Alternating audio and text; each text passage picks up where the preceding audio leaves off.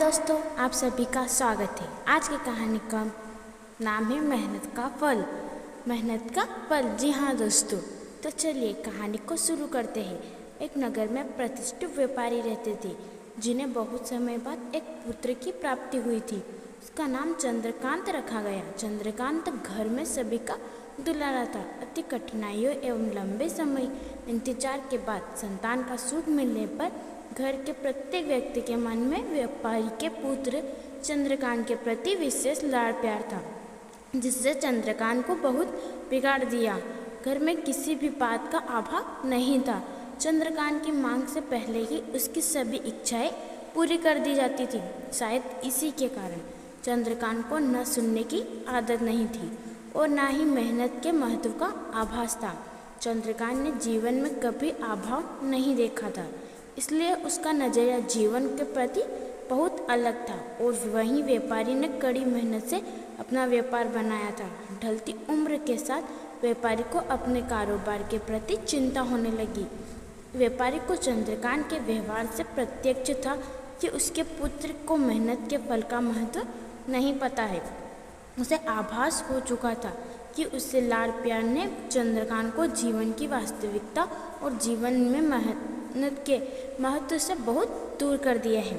गहन चिंता के बाद व्यापारी ने निश्चय किया कि वे चंद्रकांत को मेहनत के फल का महत्व स्वयं सिखाएगा, चाहे उसके लिए उसे कठोरी क्यों न बनना पड़े। व्यापारी ने चंद्रकांत को अपने पास बुलाया और बोला, बहुत ही तीखे स्वर में उससे बात की। उसने कहा कि तुम्हारा मेरे परिवार में कोई अस्तित्व नहीं है, तुम्हें मेरे कारोबार में कोई योगदान नहीं दिया जाएगा और इसलिए मैं चाहता हूँ कि तुम अपनी मेहनत से धन कमाओ, तभी तुम्हें तुम्हारे धन के मुताबिक 2 वक्त का खाना दिया जाएगा। यह सुनकर चंद्रकांत को ज़्यादा कोई फर्क नहीं पड़ा। उसने उसी क्षण भर का गुस्सा समझ लिया, लेकिन व्यापारी ने भी ठान रखी थी।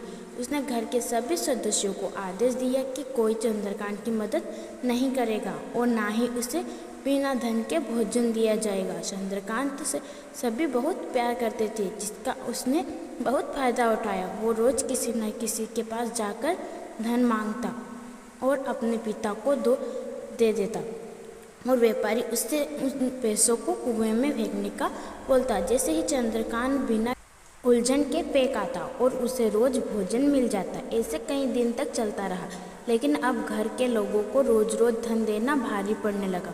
सभी उससे अपनी कन्नी काटने लगी, जिस कारण चंद्रकांत को मिलने वाला धन कम होने लगा और उस धन के हिसाब से उसका भोजन भी कम होने लगा।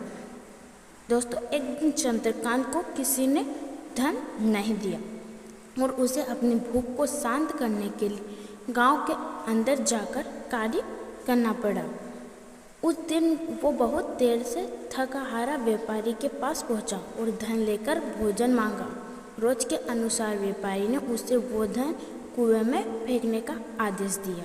जैसे इस बार चंद्रकांत सहजता से स्वीकार नहीं कर पाया और उसके पलट कर जवाब दिया, पिताजी, मैं इतनी मेहनत करके पसीना बहाकर इस धन को लाया और आपने मुझे एक क्षण में इसे कुएं में फेंकने का कह दिया। यह सुनकर व्यापारी समझ गया कि आज चंद्रकांत को मेहनत के फल का महत्व समझ आ गया। व्यापारी भलीभांति जानता था कि उसके परिवार वाले चंद्रकांत की मदद कर रहे हैं, तभी ही चंद्रकांत इतनी आसानी से धन कुएं में डाल आता था। लेकिन उसे पता था एक न एक दिन सभी परिजन चंद्रकांत से कन्नी काट लेंगे। उस दिन चंद्रकांत के पास कोई विकल्प शेष नहीं होगा। व्यापारी ने चंद्रकांत को गले लगाया और अपना सारा कारोबार उसे सौंप दिया। सो गाइस, इस छोटी सी कहानी से हमें बहुत ही बड़ी सीख मिलती है। तो कहानी की सीख है, आज के समय में उच्च वर्ग के परिवार की संतानों को मेहनत के फल का महत्व पता नहीं होता है और ऐसे में यह दायित्व उनके माता पिता का होता है कि वो अपने बच्चों को जीवन की वास्तविकता से अवगत कराए। लक्ष्मी उसी के घर आती है जहाँ उसका सम्मान होता है। मेहनत ही एक ऐसा हथियार है जो मनुष्य को किसी भी परिस्थिति से बाहर ला सकता है। व्यापारी के पास इतना धन तो था कि चंद्रकांत और उसकी आने वाली पीढ़ी बिना किसी मेहनत के जीवन आसानी से निकाल लेती। लेकिन अगर आज व्यापारी अपने पुत्र को मेहनत का महत्व नहीं बताता तो एक न एक दिन व्यापारी के आने वाली पीढ़ियाँ व्यापारी को जरूर कोसती।